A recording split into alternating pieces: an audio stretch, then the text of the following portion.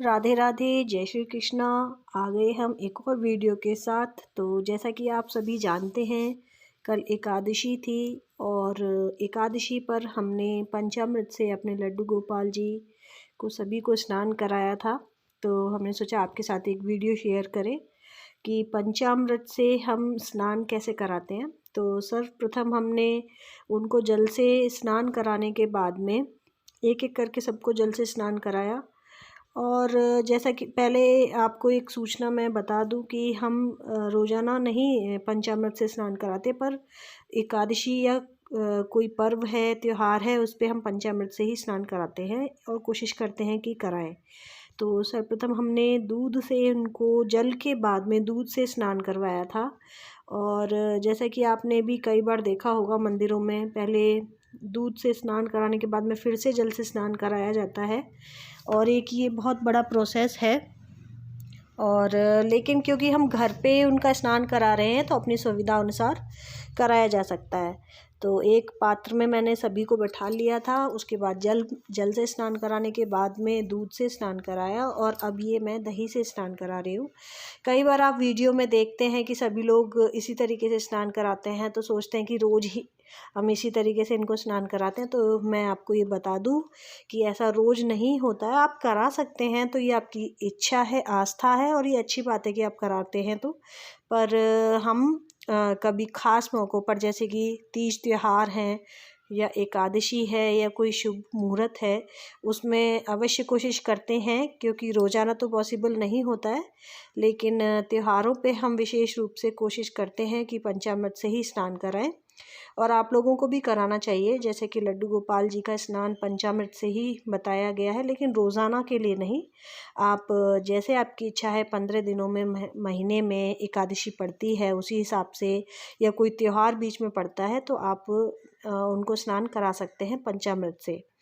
और काफ़ी लोगों का प्रश्न भी रहता है कि क्या आप रोज़ाना ही नहलाते हैं, तो मैंने आज आपको बताया कि पंचामृत से स्नान रोज़ाना नहीं, कभी कभी खास त्योहारों और मौक़ों पे ही किया जाता है। और एक एक करके मैंने सभी पंचामृत शब्द, पंच अमृत, जैसे कि आप उसके नाम से ही सुन पाते हैं। तो इसमें जैसे कि हमने सर्वप्रथम जल, दूध, दही और अब ये शहद, मधु जिसे कहते हैं हम, तो शहद से हम उनका स्नान करा रहे हैं। और दूध, दही, शहद और ये जो जल मैंने लिया है, इसमें मैंने पहले से ही गंगा जल डाल रखा है। तो उसमें गंगा जल निहित हो ही गया साथ में। और उसके बाद में ये है बूरा या शक्कर, जिसको हम पिसी हुई चीनी भी बोलते हैं। तो हमारे यहाँ पे मिलता है, हो सकता है आप लोगों के यहाँ पे भी अवेलेबल हो, और नहीं है तो आप चीनी को पीस करके भी इसको बना सकते हैं। और पंचामृत, जैसा कि मैं बता रही थी, 5 चीज़ों से मिलकर के बनता है, जिसमें जल, दूध, दही, शहद और मीठे के लिए आप बूरा या कुछ और घी भी उसमें डाला जाता है। और इसके अलावा कुछ लोग इसमें मेवे भी डालते हैं। और ये 5 चीज़ें तो ज़रूरी हैं ही, उसके अलावा आप जो भी चीज़ें उसमें ऐड कर सकते हैं जो पूजा से रिलेटेड हैं। और सबसे बड़ी चीज़ कि जब पंचामृत बन जाता है, जिस पंचामृत जो स्नान कराने के बाद में जो बनता है, इसे हम सभी लोगों को प्रसाद के रूप में ग्रहण करना चाहिए। और ये जैसा कि आप देख पा रहे हैं, ये है घी, देसी घी जिसे बोलते हैं। और ये सारा जो हम बताते हैं कि पंचामृत, जो भगवान जी को हम स्नान करा करके जो हमें पंचामृत प्राप्त होता है, इसको हमें ग्रहण करना चाहिए, क्योंकि उनके स्नान के बाद में यह एक प्रसाद के रूप में तैयार हो जाता है।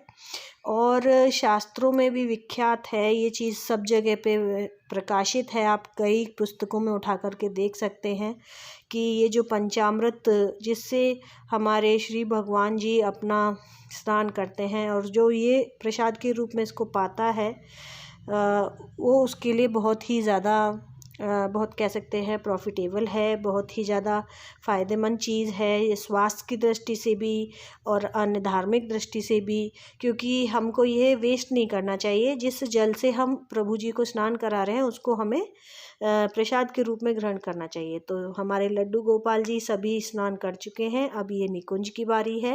एक एक करके हमने सभी को स्नान कराया था, लेकिन जितनी पॉसिबल हो सकी मैंने आपके सामने वीडियो बनाई है। और जिस तरीके से हमने उनका प्रोसीजर, पहले जल लिया, फिर हमने दूध लिया, और दूध में ही हम लोग दूध के साथ में शहद है और दही है, घी है, इसका स्नान भी कराते हैं।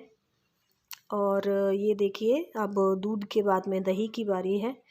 ये मैं आपको पहले भी बता चुकी हूँ वीडियो में, तो बार बार बताने की ज़रूरत नहीं है। लेकिन हाँ, आप लोगों को जब भी समय मिले तो पंचामृत से स्नान कराते रहना चाहिए। और इसी तरीके से ये विधि तो देखिए, अगर हम गहराई में जाएं तो बहुत गहरी है। और आपने मंदिरों में भी देखा होगा कि बहुत अलग तरीके से कराया जाता है, क्योंकि वहाँ पर बहुत बड़े पैमाने पर स्नान कराया जाता है, तो बहुत ज़्यादा सामग्री भी यूज़ होती है। लेकिन घरों में ये पॉसिबल नहीं है, क्योंकि मंदिरों में जब इस तरीके से होता है तो प्रसाद के रूप में बांटा भी जा सकता है। और हम अपने क्योंकि घर गृहस्थी के हिसाब से ही करते हैं, तो उतना ही करते हैं और उस प्रसाद के रूप में उसको ग्रहण करते हैं। तो आज की वीडियो में मैंने कोशिश की है कि आप तक पूरा स्नान का वीडियो मैं प्रस्तुत कर सकूं। आपको वीडियो अच्छी लगे तो प्लीज़ लाइक कीजिए, शेयर कीजिए और कमेंट ज़रूर कीजिए कि आपको वीडियो कैसी लगी और किस तरीके की वीडियो आप आगे चाहते हैं, वो भी आप हमें कमेंट करके बता सकते हैं। और आपको चैनल अच्छा लगे तो प्लीज़ सब्सक्राइब कीजिए अगर आप नए आए हैं मेरे चैनल पे। तो इसी तरीके से हमारी वीडियो को देखिए, लाइक कीजिए और अपने ये भी बता सकते हैं, सजेशंस भी दे सकते हैं कि हम अपनी वीडियो में आप तक क्या लेकर के आएँ। तो हम बहुत कोशिश करेंगे बहुत हद तक कि वो चीज़ हम कर सकें, अगर हमारे लिए पॉसिबल होगा तो आज की वीडियो में जहाँ तक है, मैंने स्नान का पूरा वीडियो कवर कर ही लिया है। तो आप सभी लोग स्वस्थ रहें, खुश रहें। राधे राधे, जय श्री कृष्णा। और वीडियो देखने के लिए आप सभी का धन्यवाद तहे दिल से। राधे राधे।